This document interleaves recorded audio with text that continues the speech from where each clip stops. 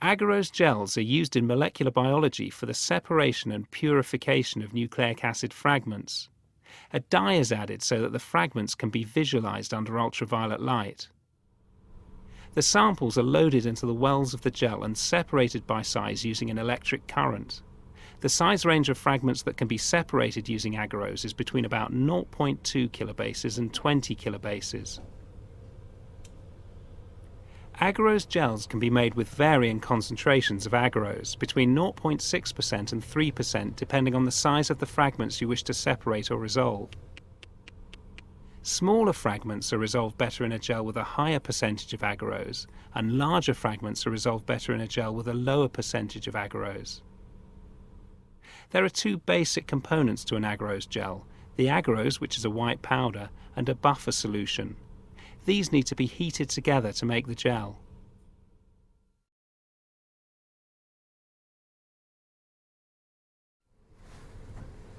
When preparing an agarose gel, you'll need to both weigh out the appropriate amount of agarose and pour out the appropriate volume of buffer solution, which will vary depending on the size and agarose concentration of the gel. Combine the agarose and buffer solution and mix them to make sure that no large lumps of agarose powder are stuck to the container.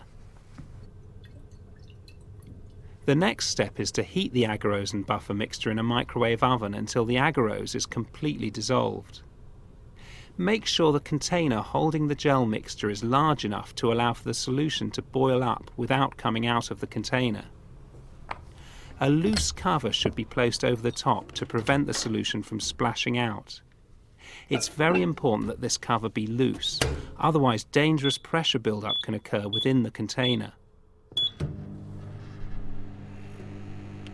You should mix the gel solution at intervals during heating, but be sure you wear safety gloves. The solution can become superheated, and when you mix it, the liquid can suddenly boil up. The agarose is only fully dissolved when it's completely clear. If you don't completely dissolve the agarose, your finished gel will have regions of different concentrations, and your nucleic acid samples will not separate correctly.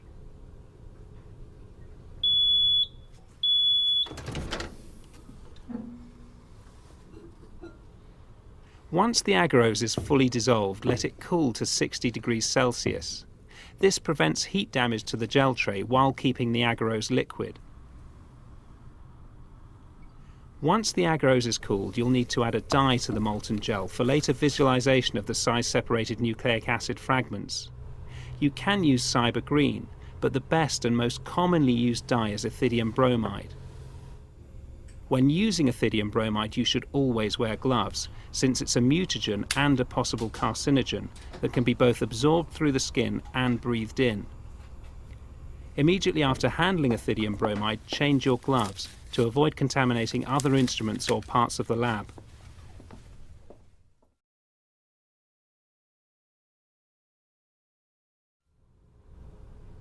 Gel trays have two open ends that need to be sealed while the gel is solidifying. This is easily achieved using masking tape. Take a piece of masking tape that's a few centimeters longer than the open end of the gel tray and fold over one end of the tape to make it easier to remove later. Place the tape around the end of the gel tray, overlapping both sides of the tray, and make sure it's firmly stuck along the entire end.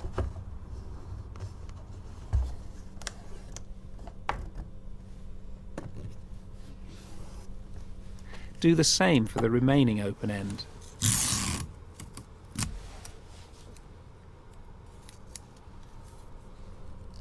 Before pouring your gel, you need to make sure the gel tray is on a horizontal surface so the gel will be of uniform thickness. You also need to insert a comb into the gel tray. The comb will create cavities called wells. It's into these wells that you'll be pipetting your nucleic acid samples.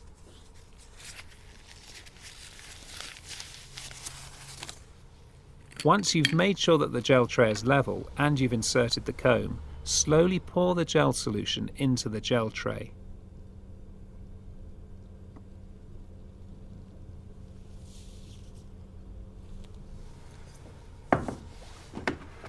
Using a disposable pipette tip, move any air bubbles to the edge of the gel.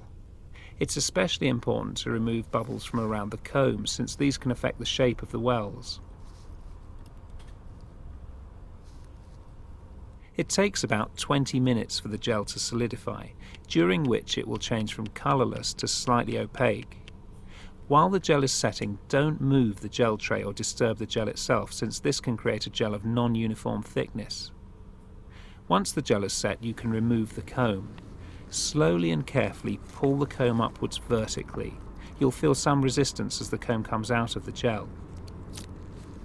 Then remove the masking tape from the ends of the gel tray.